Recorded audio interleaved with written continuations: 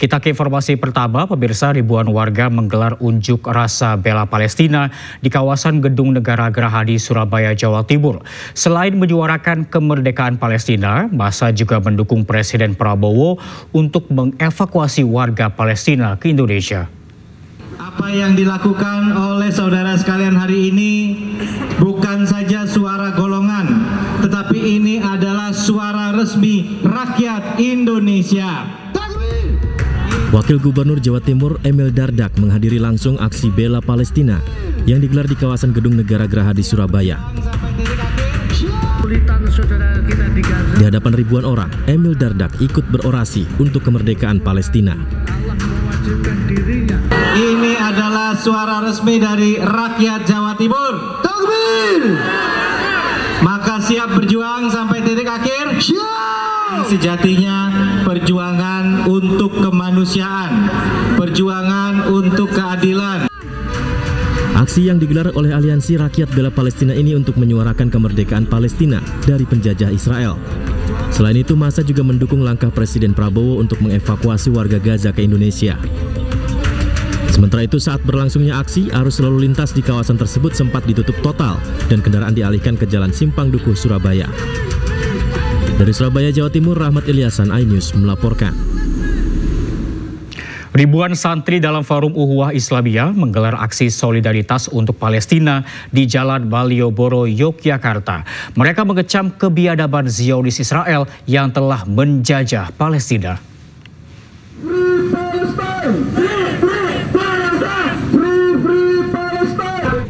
Aksi solidaritas untuk Palestina ini digelar ribuan santriwan dan santriwati dengan long march di sepanjang Jalan Malioboro hingga titik 0 km Yogyakarta pada hari ini.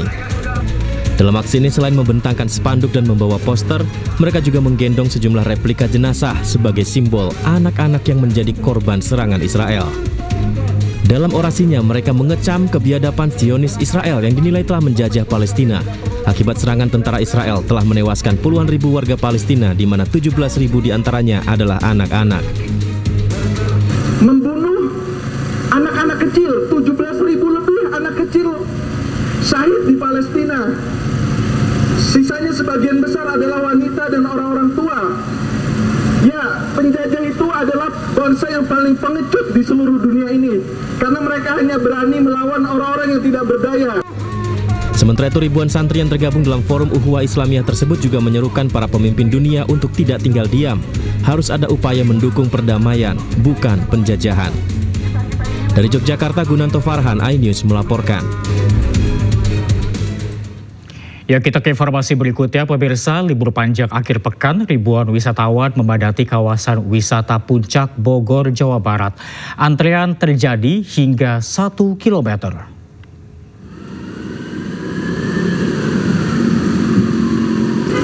Antrean kendaraan yang ingin memasuki kawasan wisata Puncak terjadi mulai di Simpang Gadok pada Sabtu pagi.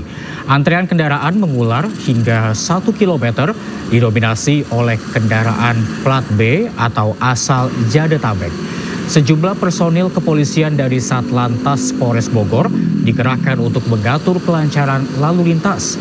Sementara untuk mengurai kemacetan, skema rekayasa lalu lintas dengan ganjil genap dan juga one way diberlakukan secara situasional.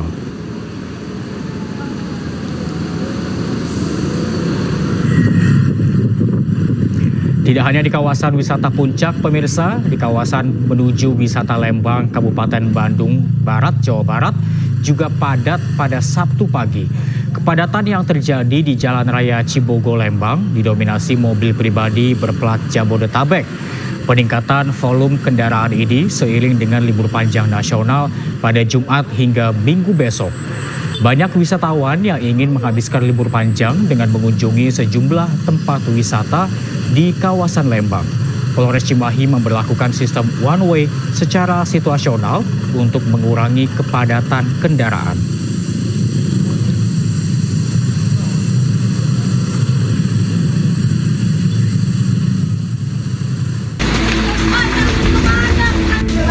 Ben, kebakaran Ben.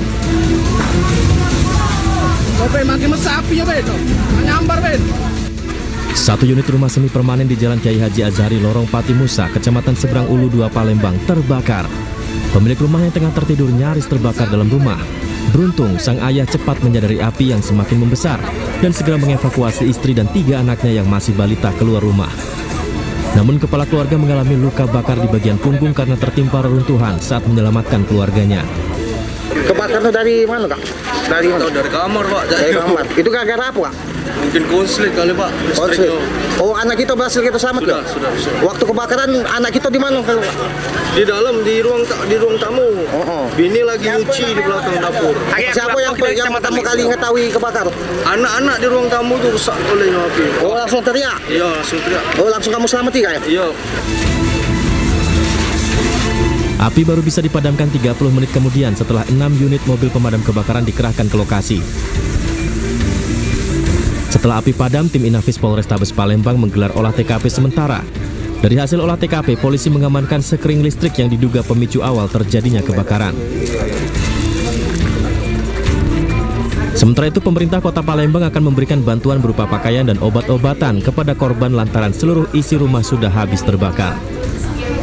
Yang pasti kita data dulu, besok saya kesini lagi mungkin membawa pakaian yang pasti karena semua sudah terbakar ya, dan mungkin ada bantuan yang pasti kita laporkan dengan pimpinan kejadian musibah ini.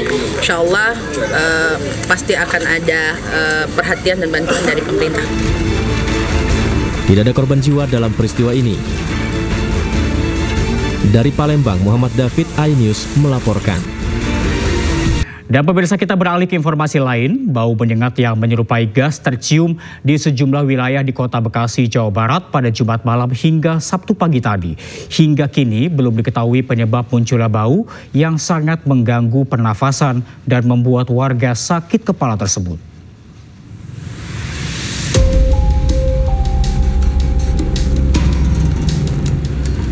Warga Kota Bekasi, Jawa Barat dihebohkan dengan bau gas yang cukup menyengat. Bau gas muncul di sejumlah kecamatan antara lain Mustika Jaya, Medan Satria, hingga Bekasi Utara. Bau gas muncul sejak Jumat malam membuat pernafasan warga terganggu. Bahkan tidak hanya di luar rumah, bau gas juga tercium hingga di dalam rumah. Awalnya banyak warga yang mengira bau gas berasal dari tabung gas mereka di dapur rumahnya masing-masing. Kayak semacam gas, sekitar jam 8 ke jam 9 saya kira gasnya itu dari dalam, lalu saya cek aman, tapi kemudian saya dari luar seperti bau gas, ya udah akhirnya kita tutup semua gitu. Oh gitu. Kenapa gitu, lalu saya matiin gitu. Lama nggak sih Pak durasinya Pak? Durasi sampai jam, itu masih tercium sampai jam 11 Pak. Jam 11? Iya, saya istirahat ke jam 11. Cari-cari kemana, ke warung abang nggak dapat juga. Iya, tapi belum ketahuan titik-titik itunya. Belum ketahuan titiknya mah di mana ada tuh bau-baunya. Mengganggu gak Pak? Lah mengganggu banget baunya, iya, nggak enak ya. Lagi mana sih, kayak di tenggorokan sakit gitu? Sakit banget ke hidung, ke itu juga kayak banget. Nyengat ya. Sementara itu, Wali Kota Bekasi mengatakan pada Jumat malam BPBD Kota Bekasi juga bergerak ke beberapa lokasi untuk mencari tahu sumber bau gas ini. Namun, penyebab bau gas masih belum diketahui.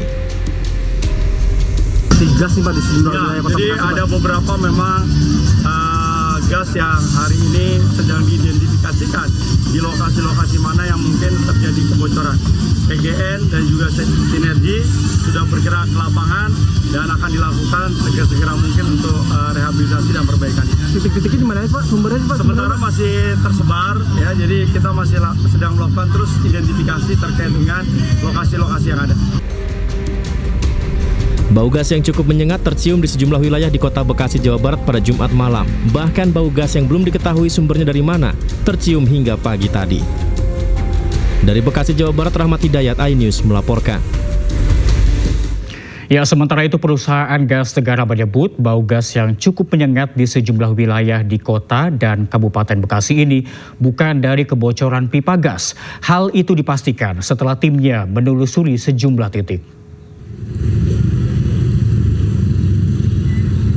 Usai mendapatkan laporan, pihak perusahaan gas negara atau PGN langsung melakukan penelusuran di sejumlah titik di Kota Bekasi maupun di Kabupaten Bekasi. Dari hasil penelusuran tim teknisi PGN di lapangan, pihaknya memastikan bahwa bau gas yang cukup menyengat ini bukan berasal dari pipa gas yang bocor. Meski demikian, pihak PGN tetap melakukan pemantauan ketat serta melakukan koordinasi dengan pihak berwenang demi menjaga keamanan masyarakat dan pelanggan gas bumi. Dari pemantauan pengecekan menyeluruh yang sudah dilakukan, tidak terdapat indikasi kebocoran dari pipa gas PGN. Meskipun informasi dari tim di lapangan bahwa pada saat ini bau sudah tidak tercium kembali, namun PGN tetap melakukan pemantauan secara ketat bersama dengan pihak yang berwenang untuk terus berkoordinasi memastikan keamanan masyarakat dan pelanggan gas bumi. Hal ini sejalan dengan prioritas kami untuk memastikan keselamatan dan keandalan infrastruktur dalam menyalurkan energi gas